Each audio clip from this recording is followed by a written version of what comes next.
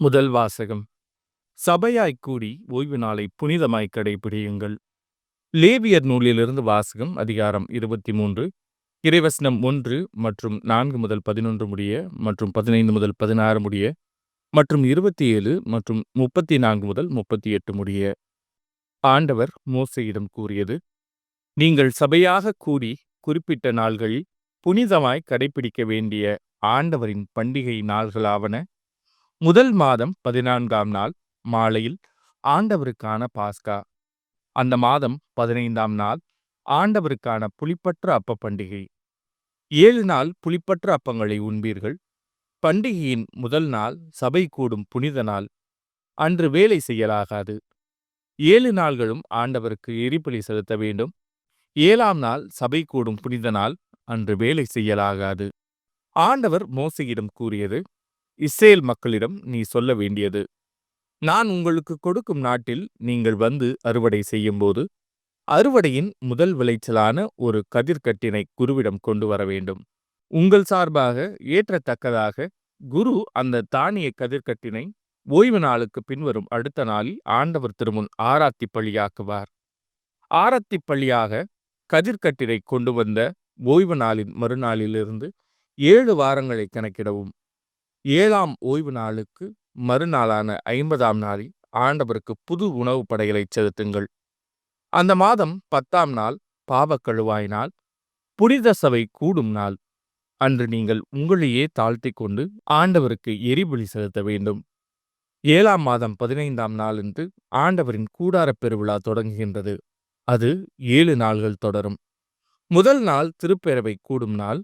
அன்று எத்தகைய வேலையும் செய்ய வேண்டாம். 7 நாள்களும் ஆண்டவருக்கு நெருப்பு பலி செலுத்துங்கள். 8ஆம் நாளன்று திருப்பேரவை கூடும். அன்றும் ஆண்டவருக்கு நெருப்பு பலி செலுத்துங்கள். அது நிறைவு நாள். அன்று எத்தகைய வேலையையும் செய்யலாகாது. ஓய்வு நாளில் ஆண்டவருக்கு செலுத்தும் காணிக்கைகள், நேர்ச்சைகள், தன்னார்வ பலிகள் தவிர அந்தந்த நாள்களுக்கு ஏற்ப எரிபலி, உணவு படையல், இரத்தப்பலி, நீர்மப்படையல் முதலிய பலிகளை செலுத்தத்தக்கதாகவும் சபையாய் கூடி அந்த நாளை புனிதமாய் கடைபிடியுங்கள். இவையே நீங்கள் கொண்டாட வேண்டிய விழாக்கள். இது ஆண்டவரின் அருள்வாக்கு. இறைவா, உமக்கு நன்றி. பதிலுரை பாடல். நமது வலிமையாகிய கடவுளை மகிழ்ந்து பாடுங்கள். இன்னிசை எழுப்புங்கள், மத்தளம் கொட்டுங்கள். யாழும் சுரமண்டலமும் இசைத்து இனிமையாய் பாடுங்கள். அமாவாசையில், பௌர்ணமியில், நமது திருவிழா நாள்களில் எக்காலம் ஊதுங்கள். நமது வலிமையாகிய கடவுளை மகிழ்ந்து பாடுங்கள். இது இஸ்ரேல் மக்களுக்குரிய விதிமுறை. யாக்கோபின் கடவுள் தந்த நீதி நெறி. அவர் எகிப்துக்கு எதிராக சென்ற பொழுது யோசேப்புக்கு அளித்த சான்று இதுவே. அப்பொழுது நான் அறியாத மொழியை கேட்டேன். நமது வலிமையாகிய கடவுளை மகிழ்ந்து பாடுங்கள். உங்களிடையே வேற்று தெய்வம் இருத்தலாகாது. நீங்கள் அந்நிய தெய்வத்தை தொழலாகாது. உங்களை எகிப்து நாட்டினின்று அழைத்து வந்த கடவுளாகிய ஆண்டவர் நானே. நமது வலிமையாகிய கடவுளை மகிழ்ந்து பாடுங்கள். நற்செய்தி வாசகம். இவர் தச்சருடைய மகன் அல்லவா? எங்கிருந்து இந்த ஞானம் இவருக்கு வந்தது? மத்தேயு எழுதிய தூய நற்செய்தியிலிருந்து வாசகம். அதிகாரம் 13, இறைவசனங்கள் 54 முதல் 58 முடிய. அக்காலத்தில் இயேசு தமது சொந்த ஊருக்கு வந்து அங்குள்ள தொழுகை கூடத்தில் அவர்களுக்கு கற்பித்தார். அதை கேட்டவர்கள் வியப்பில் ஆழ்ந்தார்கள். அவர்கள், எங்கிருந்து இந்த ஞானம் இவருக்கு வந்தது?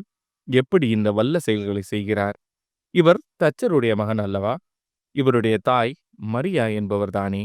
யாக்கோபு, யோசேப்பு, சீமோன், யூதா ஆகியோர் இவருடைய சகோதரர் அல்லவா? இவர் சகோதரிகள் எல்லாரும் நம்மோடு இருக்கிறார்கள் அல்லவா? பின் இவருக்கு இவையெல்லாம் எங்கிருந்து வந்தன என்றார்கள். இவ்வாறு அவரை ஏற்றுக்கொள்ள அவர்கள் தயங்கினார்கள். இயேசு அவர்களிடம், தம் சொந்த ஊரிலும் வீட்டிலும் தவிர மற்றெங்கும் இறைவாக்கினர் மதிப்பு பெறுவர் என்றார். அவர்களுக்கு நம்பிக்கை இல்லாததால் அவர் அங்கு பல வல்ல செயல்களை செய்யவில்லை. இது ஆண்டவரின் அருள்வாக்கு. கிறிஸ்துவே, உமக்கு புகழ்.